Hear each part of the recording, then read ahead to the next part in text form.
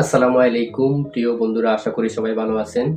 আজকে একটি গুরুত্বপূর্ণ বিষয় নিয়ে আপনাদের সামনে হাজির হলাম। সেটা হলো, আপনারা যারা মেডিকেল ভিসা অথবা ডাবল এন্ট্রি ভিসা নিয়ে ভারতে আসবেন, ভারতে আসার পর যদি আপনার ভিসার মেয়াদ শেষ হয়ে যায়, তাহলে আপনি কি করবেন, তাতে আপনার করণীয় কি, কিভাবে মেয়াদ বৃদ্ধি করবেন, এই বিষয়গুলো থাকছে আজকের ভিডিওতে।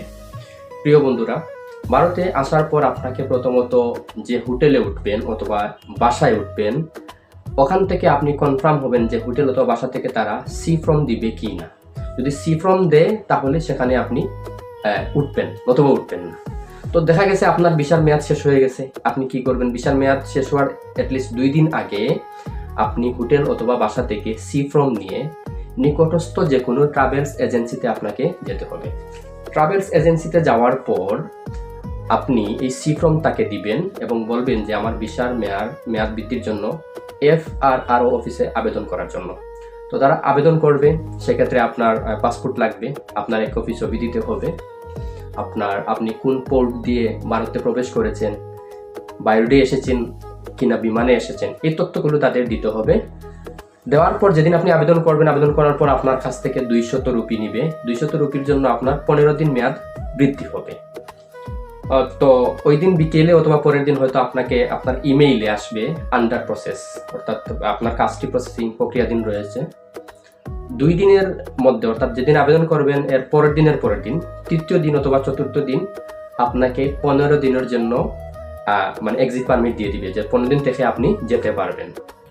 তো দেখা গেছে আপনি 15 দিন পরে আপনার আরও থাকতে হচ্ছে, আপনার আরও প্রয়োজন রয়েছে বা আপনার কাজ এখনো শেষ হয় নাই, সেক্ষেত্রে আপনি আবার পুনরায় একই পদ্ধতিতে ওই নিকটস্থ ট্রাভেলস এজেন্সিতে আপনি গিয়ে আরও 15 দিনের জন্য আপনি আবেদন করতে পারবেন এবং সেক্ষেত্রে আপনাকে আরও 15 দিন দিবে আরও 200 রুপিতে। এখন দেখা গেল আপনি 1 মাসেও আপনার কাজ শেষ হয় নাই, কিন্তু আপনাকে 400 রুপির পরিবর্তে আপনাকে কিন্তু অলরেডি 1 মাস থাকার এক্সিট পারমিশন আপনাকে দিয়ে দিছে, কিন্তু 1 মাস অতিবাহিত হওয়ার পর আপনাকে আর দিবে না। সেক্ষেত্রে আপনাকে অবশ্যই প্ল্যানটি দিবে। প্ল্যানটি কি? জরিমানা দিবে, যে 15 দিন আপনাকে টাকার অনুমতি দিবে ঠিকই, কিন্তু সেক্ষেত্রে আপনাকে জরিমানা 10,000 রুপি হতে পারে, 15,000 রুপি হতে পারে, 20,000 রুপি হতে পারে, তবে সর্বনিম্ন 10,000 রুপি দেয়।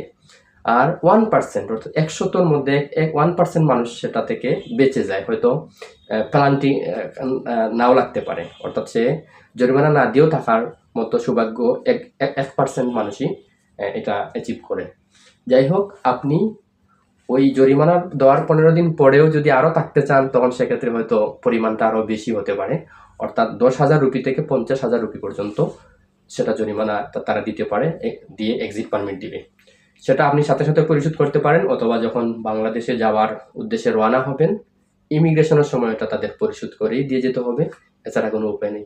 তো যাই হোক, সবাইকে ধন্যবাদ জানাচ্ছি এই ভিডিওটির শেষ পর্যন্ত দেখার জন্য। কোনো প্রশ্ন থাকলে জানাবেন, আমি অবশ্যই কমেন্টসে, রিপ্লেতে অথবা ইনবক্সে আপনাকে উত্তর জানিয়ে দিব। সবার সুস্বাস্থ্য দীর্ঘ কামনা করে বিদায় নিচ্ছি। ভালো থাকবেন। আল্লাহ হাফেজ।